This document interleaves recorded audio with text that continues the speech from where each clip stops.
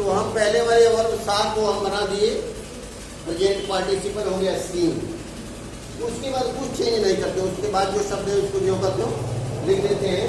तो scene align,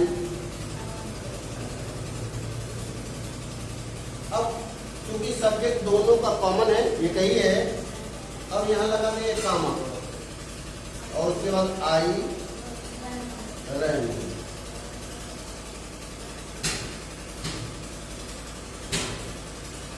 बस कुछ नहीं करना है, केवल देखना है सेंटेंस को, देखना है जो पहला सेंटेंस है उसके वर्ब को हम आईएनजी बना देंगे, दूसरे सेंटेंस को जो का त्यों लिख लेंगे। सब्जेक्ट एक आई है तो एक सब्जेक्ट। अब ये सेंटेंस बन गया seeing a lion I ran away. अब इसमें देखिए सीइंग अ लायन, अब यहाँ सीइंग है प्रेजेंट पार्टिसिपल हो गया, इसलिए सब्जेक्ट वो खत्म हो गया। सब्जेक्ट एक ही है आई रैन अवे, एक सब्जेक्ट एक फाइनाइट वर्ब और उसके बाद सेंटेंस कंप्लीट, सिंपल हो गया। इसी तरह से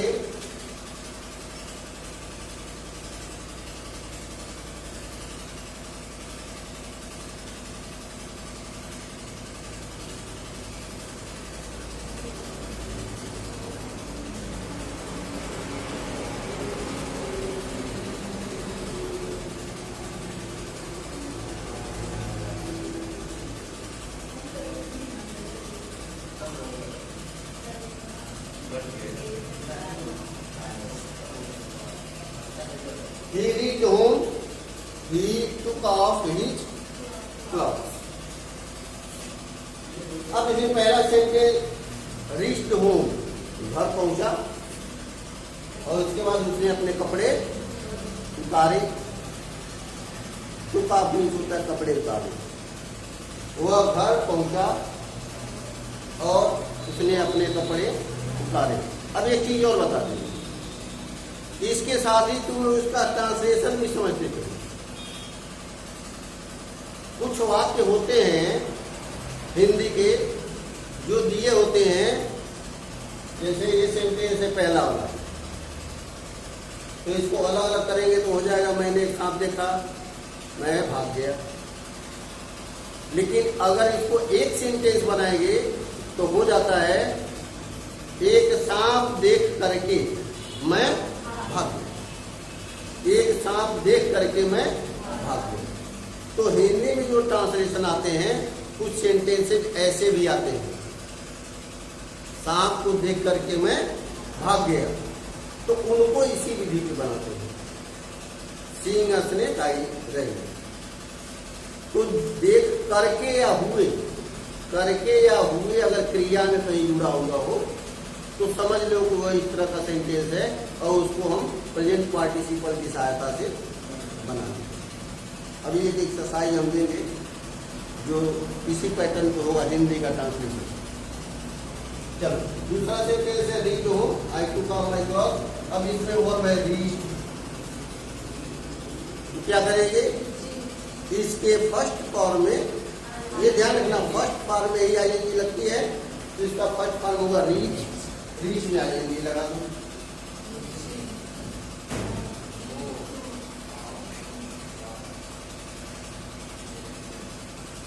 रीचिंग होम यानी घर पहुंच करके वह अपने कपड़े उतारा।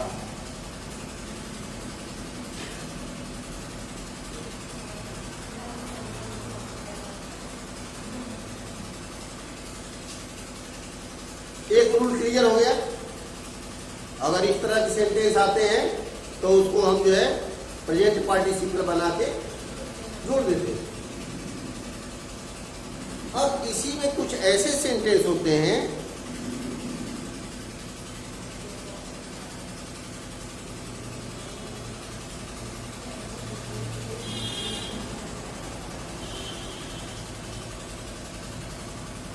कुछ ऐसे सेंटेंस होते हैं जिसमें हेल्पिंग वर्ब का प्रयोग होता है।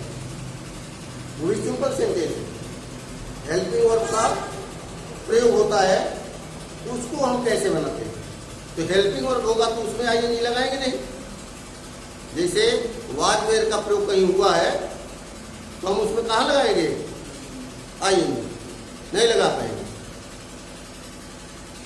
तो जिस सेंटेंस में वाज वर का प्रयोग हुआ हो तो वहां हम आईएनजी की जगह पे बीइंग का प्रयोग करते हैं। BEING, बीइंग का प्रयोग करके उसके बाद वर्ड्स को जोड़ देते हैं और दूसरे सेंटेंस को ज्यों का त्यों रख देते हैं।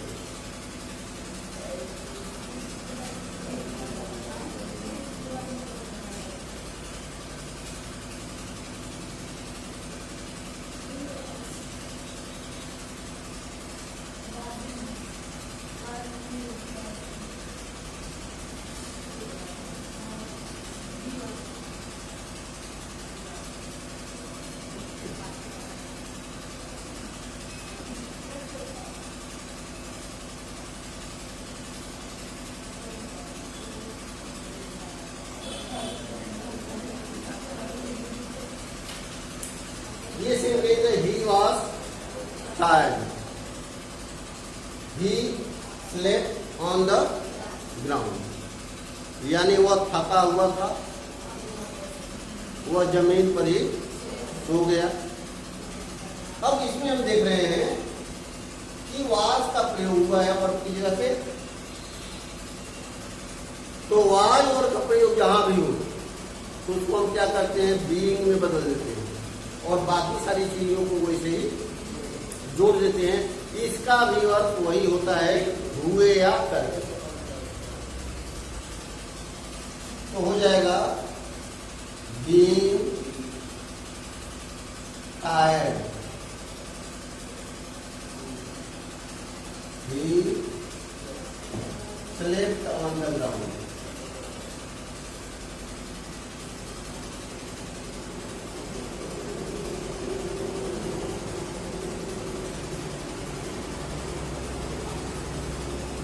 तो प्रेजेंट पार्टिसिपल के दो रूल हो गए।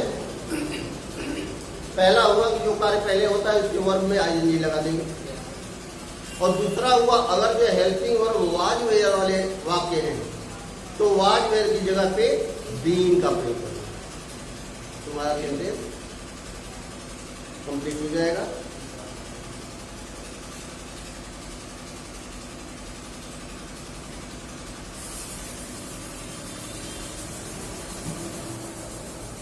अब इसी में एक रूल आता है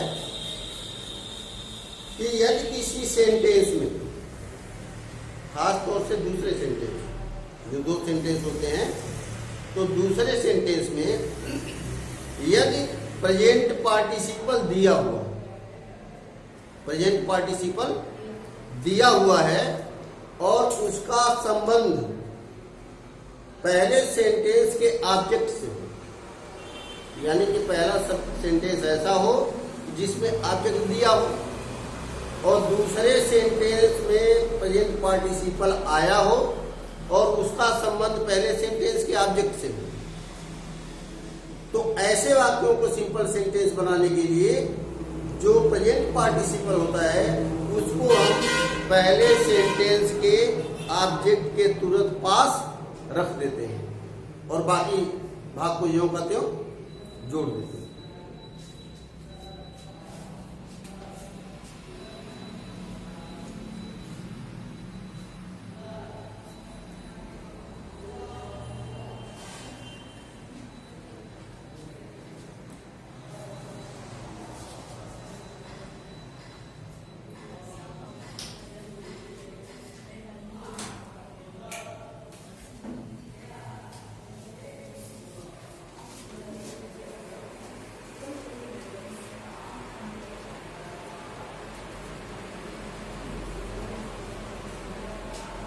जैसे ये वाक्य देखो, आई सा अ मैन, दूसरा सेंटेंस है he was carrying a bag, मैं एक आदमी को देखा वह एक बैग ले जा रहा। अब इस सेंटेंस को ध्यान से देखिए, तो पहला सेंटेंस आई सा अ मैन, दूसरा sentence he was carrying a bag. वह मैं ले जा रहा था। अब इसमें कोई प्रेजेंट पार्टिसिपल वर्ड दिख रहा है, कैरिंग, इसमें आईएनजी लगा हुआ है, तो ये हो गया प्रेजेंट पार्टिसिपल। और इसका संबंध किससे है? ही से है। और ही का संबंध किससे है? मैन से। यानी कि मैन जो है ऑब्जेक्ट है और इस ऑब्जेक्ट का संबंध जो है इस पार्टिसिपल से है।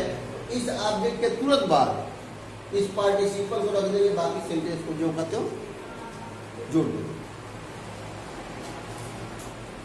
तो ये सेंटेंस हो जाएगा आई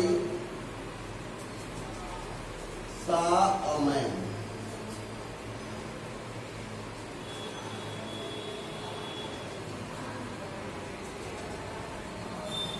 carrying a bag।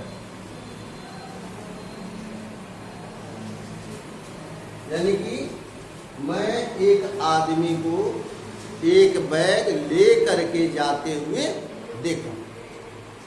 एक सब्जेक्ट, एक फाइनाइट वर्ब, सेंटेंस कंप्लीट हो गया, दोनों सेंटेंस एक साथ जुड़ गए। तो जो इस तरह के वाक्य आ जाएं जिसमें ऑब्जेक्ट का संबंध दूसरे वाक्य में आए हुए पार्टिसिपल से हो, प्रेजेंट पार्टिसिपल से, तो उस प्रेजेंट पार्टिसिपल बताने वाले शब्द को उस ऑब्जेक्ट के तुरंत बाद रख देंगे, वो सेंटेंस बन जाएगा। ये दो रूल हो गए। पहला प्रेजेंट पार्टिसिपल बनाना, आईएनजी लगा प्रेजेंट पार्टिसिपल बना दिया।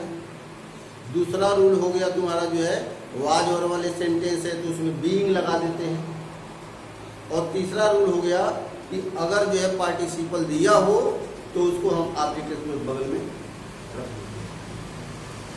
ये हो गया प्रेजेंट पार्टिसिपल का प्रयोग करके दो या दो से अधिक सिंपल सेंटेंसेस को मिलाकर एक सिंपल सेंटेंस बनाना। अब एग्जाम में थोड़ा थोड़ा जो है कुछ चेंज आ जाता है, जो कुछ क्वेश्चन पूछता है तो कुछ थोड़ा सा चेंज कर देता है। वो अपने दिमाग से उसको सोचना पड़ता है कि हम क्या करें। अभी जब अगला पास्ट पार्टिसिपल आएगा तो उसमें आएगा कि दूसरे वाक्य में जो है एक वर्ब की थर्ड फॉर्म आती है जो एडजेक्टिव का कार्य करती है। एडजेक्टिव का कार्य करती है तो उस एडजेक्टिव को क्या करते हैं, पहले सेंटेंस के ऑब्जेक्ट के साथ जोड़ देते हैं और उसके बाद एक सेंटेंस बना देते हैं। लेकिन अगर जो है उसको मिक्स करके एक सेंटेंस दे दें, जैसे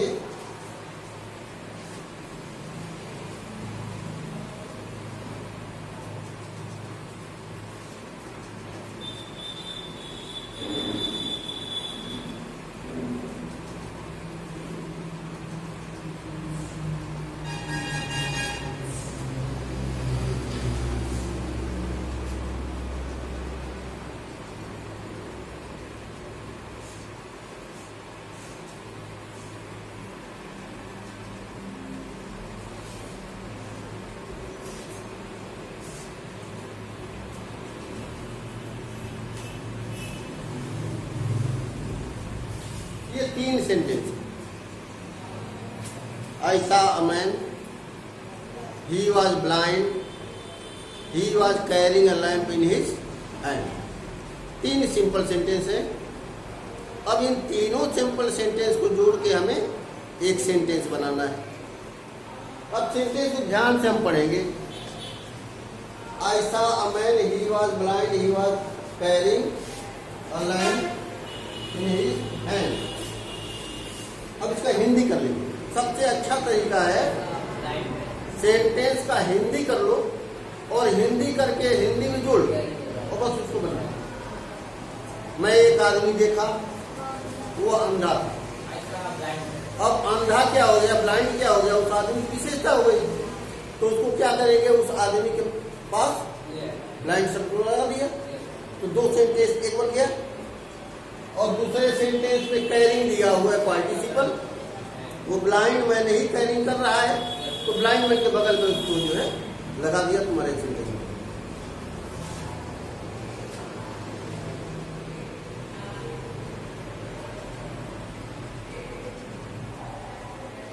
I saw a blind man,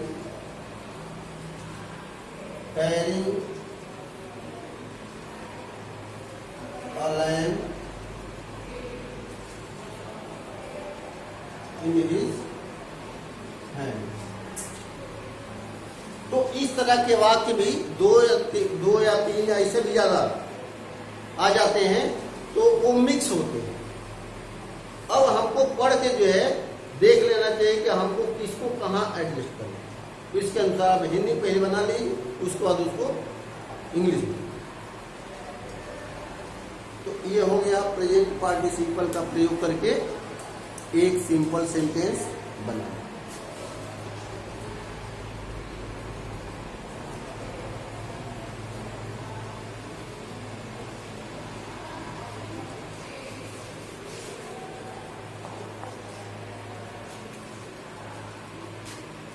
अगला पार्टिसिपल कौन होता है? पास्ट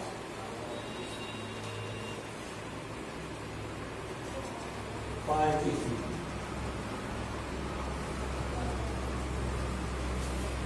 तो पास्ट पार्टिसिपल का प्रयोग करके एक सिंपल सेंटेंस बना। पास्ट पार्टिसिपल में क्या होता है? ये वर्ब की थर्ड फॉर्म होती है और वो थर्ड फॉर्म सेंटेंस में एडजेक्टिव का काम करती है। किसका काम करती है? एडजेक्टिव। तो जब वो एडजेक्टिव का कार्य करती है तो इस एडजेक्टिव का कार्य बताने वाले वर्ब की थर्ड फॉर्म को हम क्या करते हैं? पहले सेंटेंस के ऑब्जेक्ट के साथ जोड़ देते हैं। पहले सेंटेंस के ऑब्जेक्ट के साथ उसको जोड़ देते हैं। जैसे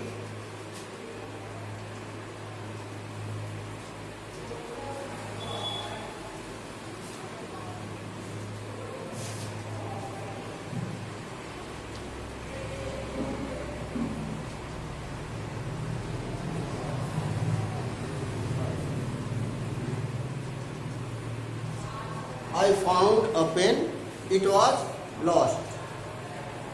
मैं एक कलम पाया, it was lost, यह खोया था, यानी वो कलम खोई।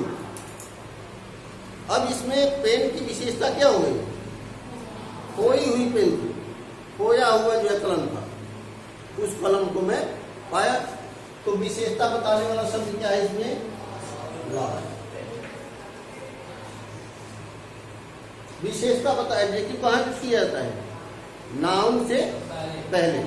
नाउन क्या है इसमें? अ पेन। तो उसमें जो है विशेषता बताने वाले शब्द को जोड़ दो, तो हो गया I found a lost pen.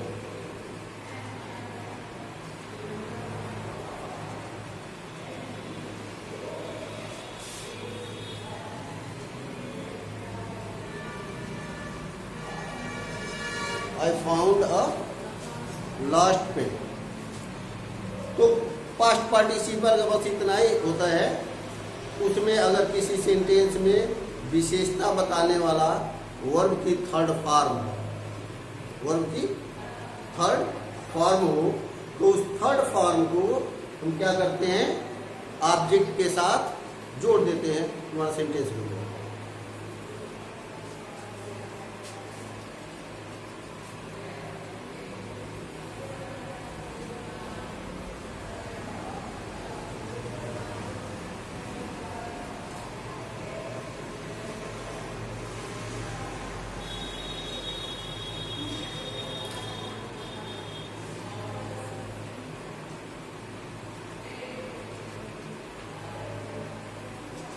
I saw a man, he was tired। अब इसमें टायर्ड शब्द वर्ब की थर्ड फॉर्म है, एडजेक्टिव का कार्य कर रही है। किसका एडजेक्टिव बता रहा है? मैन का। तो मैन के साथ उसको जोड़ देंगे। I saw a tired man, I saw a tired man।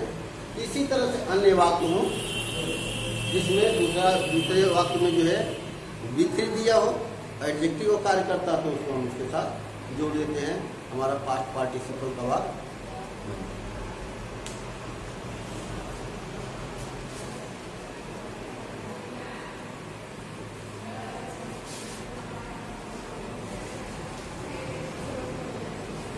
Past participle बनाने में ध्यान देना पड़ता है। जैसे कि पहला प्रेजेंट पार्टिसिपल था।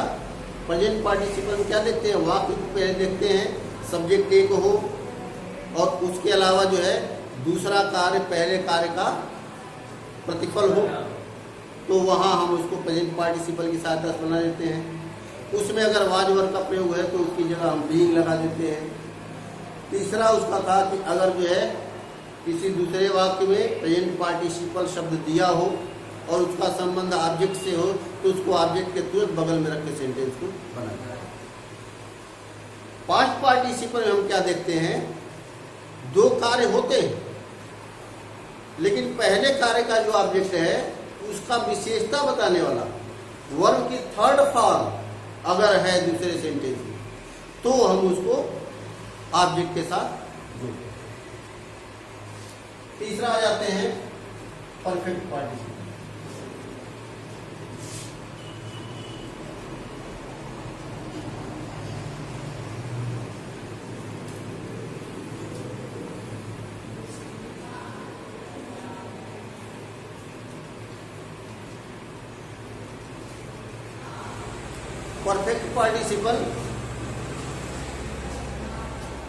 परफेक्ट पार्टिसिपल का प्रयोग करके हम दो या दो से अधिक सिंपल सेंटेंसेस को एक सिंपल सेंटेंस कैसे बनाते हैं।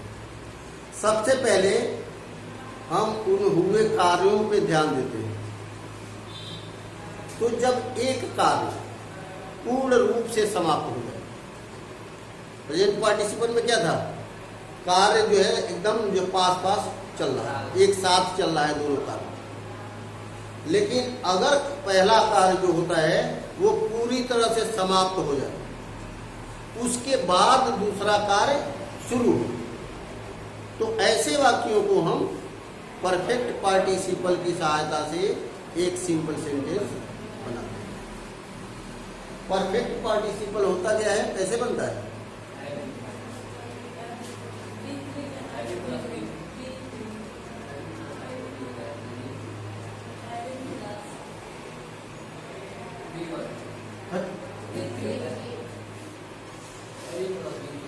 Having plus V3।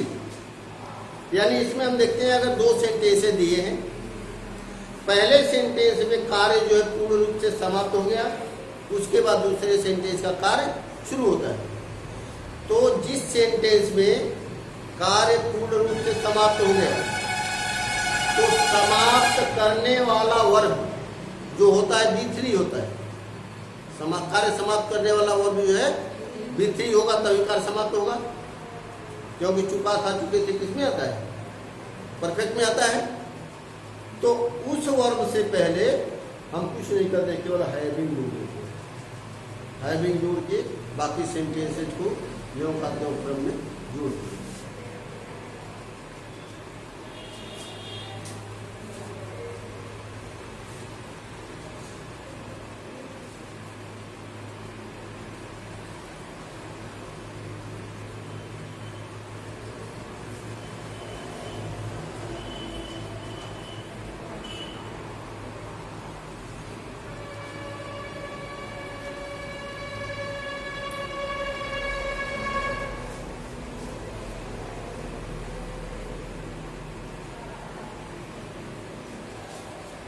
जैसे ये सेंटेंस है, he finished his work, he went to market. उसने अपना कार्य समाप्त किया, यानी कार्य पूर्ण रूप से समाप्त हो गया। इससे भी बेहतर है he has finished। he has finished है जब लगा देंगे तब यह होगा कि कार्य पूर्ण रूप से समाप्त हुआ। उसने अपना कार्य समाप्त, वो अपना कार्य समाप्त कर चुका है। और उसके बाद ही वेंट टू मार्केट, यानी कार्य पूरा हो गया, उसके बाद वो जो है मार्केट गए। अब इसमें देखते हैं कि कौन सा वर्ब कार्य को पूरा करना दर्शाता है। कौन सा वर्ब दर्शा रहा है, फिनिश। तो अब क्या करते हैं, इसके पहले हैविंग जोड़ देंगे और बाकी फिनिश से लेकर के बाकी जो शेष वाक्य उसको जो करते हो जोड़ दिया जाएगा, बाकी कुछ नहीं करना। तो हो गया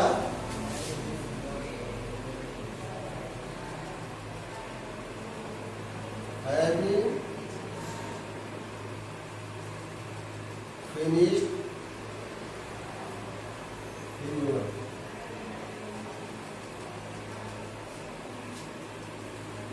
he went to market.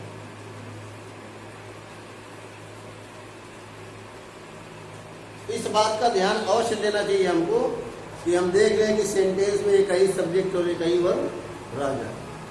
Having finished your का भी मतलब हुआ कि वह अपना कार्य पूरी तरह से समाप्त करके बाजार गए। तो अगर इस तरह के वाक्य आते हैं तो उसको हम परफेक्ट पार्टिसिपल की सहायता से एक सिंपल सेंटेंस बना देंगे। लेकिन ये तो हमारा सेंटेंस था एक्टिव वॉइस में। यदि पैसिव वॉइस का वाक्य आ जाता है, यदि कोई वाक्य पैसिव वॉइस का आ जाता है जिसमें वाज वर्ड का प्रयोग हुआ है, पैसिव वॉइस कब होगा? जब पास्ट टेंस है तो वाज वर्ड का प्रयोग होगा। तो अगर इस तरह के वाक्य आते हैं तो उसमें हम हैविंग बीन प्लस बीन लगा देते हैं, बाकी कुछ नहीं करते हैं, केवल इतना ही करना होता है। अब जैसे कि हैविंग बीन से बना पैसिव वाले वाक्यों में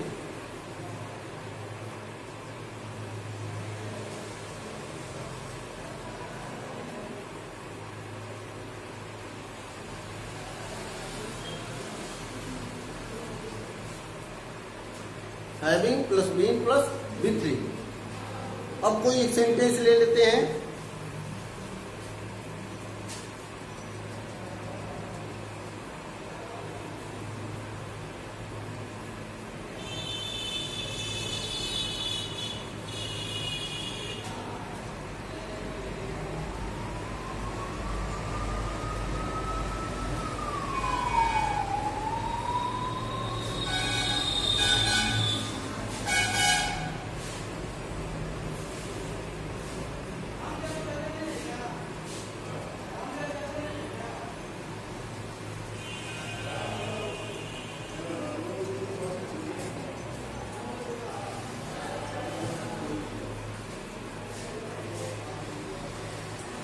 He was punished by his teacher.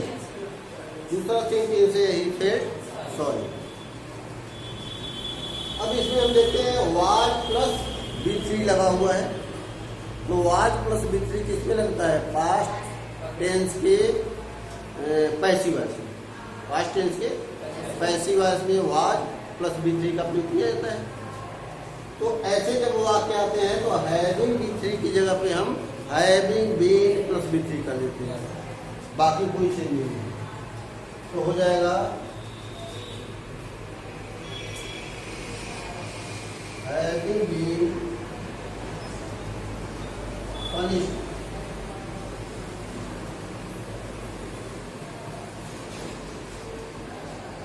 Bye his teacher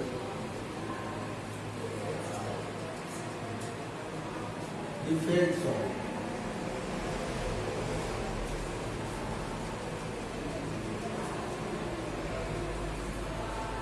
Having been praised by his teacher, he felt sorry।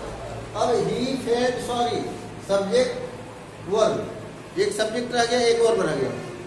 होता इसमें क्या है कि हम एक पार्ट के वर्ब को चेंज करके पार्टिसिपल बना देते हैं तो वर्ब का फॉर्म उसका समाप्त हो जाता है और सब्जेक्ट कॉमन रहता ही रहता है। तो एक सब्जेक्ट और एक वर्ब हो जाता है, इसलिए सिंपल सेंटेंस जोड़ के बने। तो इस तरह से पार्टिसिपल ये 3 होते हैं। तीनों पार्टिसिपल के जो है रूल्स बता दिए। और मेरे ख्याल से अब इसमें कोई ऐसी चीज़ नहीं है जो समझ में ना आई हो। इजीली अब आप जो है कम से कम जो है सिंपल सेंटेंस तो बना सकते हो, पार्टिसिपल का प्रयोग करें। बस आगे